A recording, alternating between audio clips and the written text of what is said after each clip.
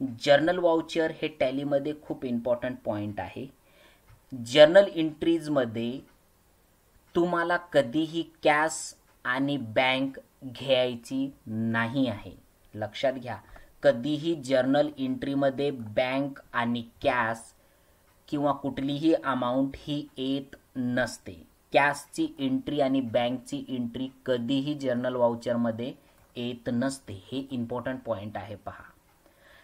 Journal एंट्रीसाठी टॅलीमध्ये shortcut की आहे F7 आणि journal voucher are use to adjust the debit and the credit amount without using the cash or bank account. म्हणजेच without cash आणि बँकच्या अकाउंटवरच use नाही करायचं आहे म्हणते तुम्ही. आणि जर्नल एंट्रीच्या सर्व एंट्र्या तुम्ही करू शकता ज्याच्यामध्ये कॅश आणि बँक येणार नाही. You can also make any credit purchase और सेल. उधारीवर काही परचेस आणि सेल झाला असेल तर त्या पण एंट्र्या तुम्ही जर्नल वाउचरमध्ये करू शकता. एनी फिक्स ॲसेट, जे फिक्स ॲसेट तुम्ही सेल्स आणि परचेस केलं, fix asset entry through this voucher. Fix ॲसेटच्या एंट्र्यासुद्धा या वाउचर थ्रू करू शकतात. You have to press F7 shortcut key to active journal voucher in Tally. लक्षात घ्या, जर्नल वाउचर ह्या जे ॲडजस्टमेंट आहे याच्यामध्ये कधीही बँक आणि कॅश येत नाही. फक्त ॲडजस्टमेंटच्या एंट्र्या यामध्ये आपण करू शकतो. तो कशा करायच्या आहेत आपण प्रॅक्टिकलमध्ये पाहणारच आहोत. ओके, याचं प्रॅक्टिकल आपण असं पाहणार आहोत. Purchase furniture table from Ashok electronics किंवा आपण अशोक इलेक्ट्रॉनिक्सकडनं आपण काय केलं आहे, फर्निचर टेबल विकत घेतलेत आपण. तर हे कसे आपण एंट्री करणार आहोत. ही एंट्री परचेस एंट्री आहे आणि परचेसमध्येच केली पाहिजे असं आपलं म्हणणं आहे. पण ही एंट्री परचेसमध्ये होत नाही, कारण की परचेसमध्ये त्याच एंट्री होतात ज्या आपण माल विकण्यासाठी विकत घेतो आणि सेल्समध्ये त्याच एंट्री होतात ज्या आपण परचेस केल्याच्या नंतर सेल्स करतो. पण टेबल आणि फर्निचर विकण्याचा आपला बिझनेस नाही आहे. सोल्ड ओल्ड कम्प्युटर, ओके, अशी एंट्री करायची आहे. मिस्टर राधाकिशन किंवा आपण फक्त किशन करूया. किशनला आपण हा सेल केलाय. ह्या दोन एंट्री आपण कशामध्ये करायच्या आहेत, जर्नलमध्ये करायच्या आहेत. तर चला पाहूया.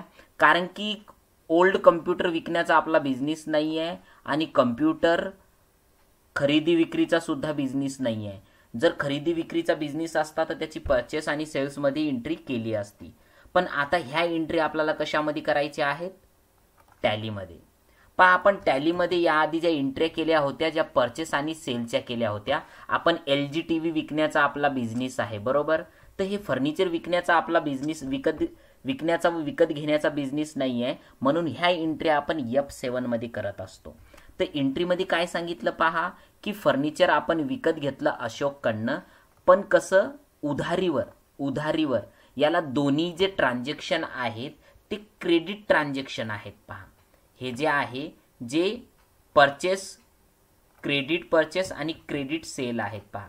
उधारीवर आपण काय केलं, इथं परचेस केलंय आणि उधारीवर आपल्याला काय करायचं, इथं सेल केलंय पहा. म्हणजेच काय, क्रेडिट सेल. तर ह्या दोन्ही गोष्टी आपण इथं शिकणार आहोत आज. म्हणजेच कुठल्या, क्रेडिट परचेस केलाय आपण, उधारीवर टेबल परचेस केलेत. जर पैसे लगेच दिले असते तर पेमेंटमध्ये एंट्री केली असती, पण उधारीवर केले तर ही एंट्री आपण कशी करायची आहे, टेबल घ्यायचे आहेत फर्निचरचे आणि अशोककडनं. तर ही एंट्री आपण जर्नलमध्ये करायचं आहे. इथं Alt+C फर्निचर टेबल अकाउंट आणि ही येणार फिक्स ॲसेटमध्ये. इथं एंटर करून सेव्ह करायचं आहे.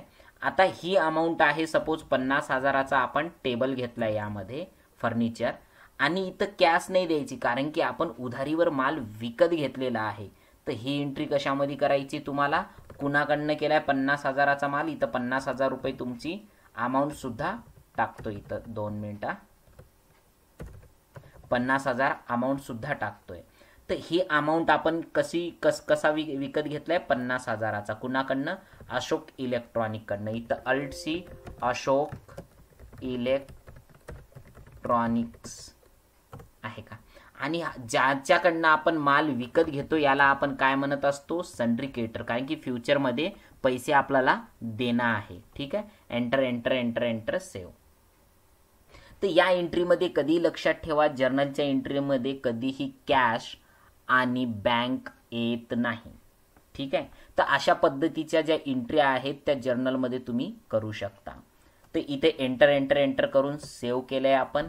तर ही एंट्री आपल्याला झाली. आणि जेव्हा तुम्हाला पैसे द्यायचे आहेत तेव्हा F5 मध्ये जा आणि डायरेक्टली अशोक टाका इथं, आणि 50,000ची जी अमाऊंट होती ती 50,000ची अमाऊंट अशोकला कॅश थ्रू बँक थ्रू द्या. पण जर्नलमध्ये एंट्री नाही होणार, ती पेमेंटमध्ये होणार जेव्हा तुम्ही त्याचे पैसे देणार. पण सध्या मी ती एंट्री नाही करत आहे. आता आपण कुठली एंट्री केली, फर्निचर टेबल आपण काय केलाय, परचेस केलाय उधारीवर, म्हणून याला कुठलं परचेस म्हटलेलं आहे, क्रेडिट परचेस. आणि क्रेडिट सेल कसा असणार आहे, आपल्याकडं पुराणे काही कम्प्युटर होते ते किशनला आपल्याला काय करायचे आहे, दिलेत, आणि आपण ठरवलं की हे सगळ्या कम्प्युटरचे आम्हाला किंवा भंगारवाल्याला विकले, आणि त्याला म्हटलं की तू 10,000 आम्हाला दे. तो म्हणला नाही आता सध्या तरी माझ्याजवळ पैसे नाही आहेत, पण मी तुम्हाला याचे नंतर पैसे देतो. पहा, लगेच जर पैसे आले असते तर याची रिसिप्टमध्ये आपण एंट्री केली असती आहे ना. या आधीच्या थेरीमध्ये आपण पाहिलं रिसिप्ट म्हणजेच काय, तर रिसिप्टमध्ये एंट्री केली असती. पण हे कम्प्युटर आपण त्याला उधारीवर विकलेत आणि तो कधी त्याचे पैसे तो देणार आहे नंतर. तर ही एंट्री पण आपण जर्नलमध्ये करू शकता. ही एंट्री पहिले सेव्ह करतोय मी. दुसरी एंट्री काय आहे, इथं आपण काय केलंय, ओल्ड कम्प्युटर्स आहे का, आणि ती आपली याआधी फिक्स ॲसेट होती. तर आपण असेल तर तुमच्या कम्प्युटरमध्ये ऑलरेडी तसे कम्प्युटर असतील फिक्स ॲसेटमध्ये, तर ती एंट्री डायरेक्टली स्पेस करून तुम्ही फिक्स ॲसेट घेऊ शकता. पण मी इथं तुम्हाला समजण्यासाठी इथं लेजर बनवलेला आहे, आणि ते ॲज अ सेकंड हँड आपण विकले, आणि ते उधारीवर विकले. कुणाला विकले, ते विकले किशनला. मिस्टर किसन सरांना आपण तो माल विकलाय. आणि काय करायचं, इथं सन्ड्री डेटर्स घ्यायचं आहे. ठीक आहे. Enter enter enter enter enter enter enter करून सेव्ह आहे.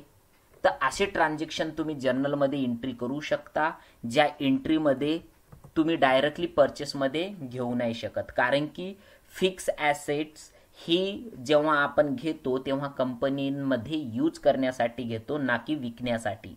तर त्यामध्ये जेव्हा उधारीवर कुठलंही फिक्स ॲसेट विकत घेत असाल किंवा इन्स्टॉलमेंटवर विकत घेत असाल तर त्याची एंट्री तुम्हाला जर्नलमध्येच करायची आहे. ओके. तर ही झाली आपली थेरी, ज्याच्यामध्ये आपण जर्नल वाउचर घेतलेला आहे पूर्णपणे, आणि त्याची शॉर्टकट की सुद्धा आपल्याला समजलेली आहे. जर काही तुम्हाला समजलं नसेल तर कमेंटमध्ये टाका, आणि आवडला असेल लेक्चर तर लाईक करा, आणि तुम्हाला असेच व्हिडिओ पाहायचे असेल तर तुम्ही सबस्क्राईब करू शकता. आणि माझे समोरचे जे प्लेलिस्टमधले व्हिडिओ आहे ते तुम्ही बेसिकचे नक्कीच पहा. काही क्वेश्चन तुमचे असेल तर कमेंट्स तुम्ही करू शकता. मराठीची परफेक्टली थेरी पाहण्याबद्दल थँक्यू.